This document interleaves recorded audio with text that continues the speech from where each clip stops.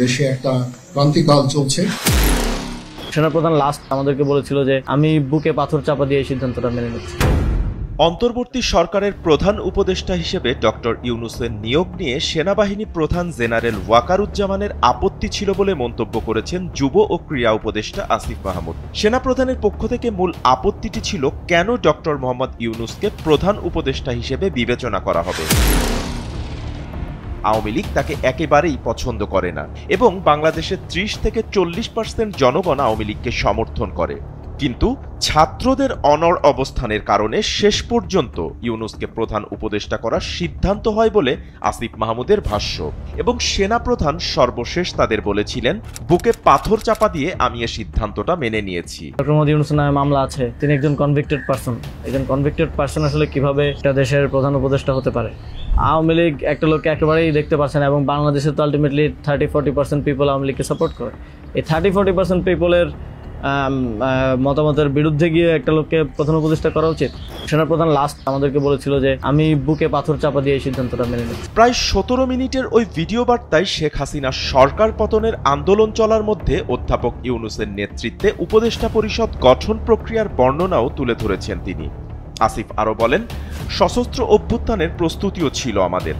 5 তারিখে যদি সফল না হতাম তাহলে আমরা অস্ত্র তুলে নেওয়ার ঘোষণা দিতাম। নাহিদ ভাই ভিডিও বার্তা রেডি রেখেছিলেন। এটা বিশ্বাস করাও কঠিন ছিল যে 5 তারিখের মধ্যেই হয়তো হয়ে যাবে।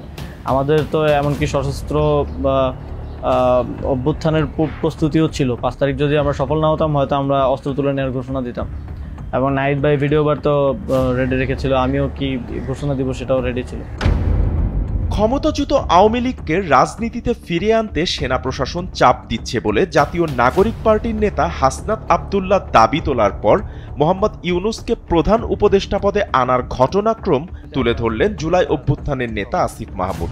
শুক্রবার বুকে পাথর চাপা দিয়ে মেনে নেওয়ার সিদ্ধান্ত ক্যাপশনে একটি ভিডিও বার্তা পোস্ট করেছেন হাসনাত আব্দুল্লাহ। সেই ভিডিও নিয়ে রীতিমতো তোলপাড় সামাজিক যোগাযোগ মাধ্যম থেকে শুরু করে রাজনৈতিক অঙ্গন। প্রধান উপদেষ্টা হিসেবে অন্য কাউকে দেখার জন্য অনেক নামও আসতেছিল, অনেক নামও সাজেশন আসতেছিল। এরপর শুক্রবার সন্ধ্যা 7টায় রাজধানীর বাংলা মোটরে অবস্থিত রূপায়ণ টাওয়ারে নাগরিক কমিটির কার্যালয়ে এক জরুরি সংবাদ সম্মেলনের আয়োজন করা হয়। সেখানে আওয়ামী লীগের নিবন্ধন বাতিল সহ দৃষ্টান্তমূলক বিচারের দাবি জানান নাহিদ ইসলাম। সম্প্রতি অন্তর্বর্তীকালীন সরকারের প্রধান উপদেষ্টা মন্তব্য করেছেন, আওয়ামী লীগ নিষিদ্ধের কোনো পরিকল্পনা সরকারের নেই। আমরা তার এই বক্তব্যের নিন্দা জানাই।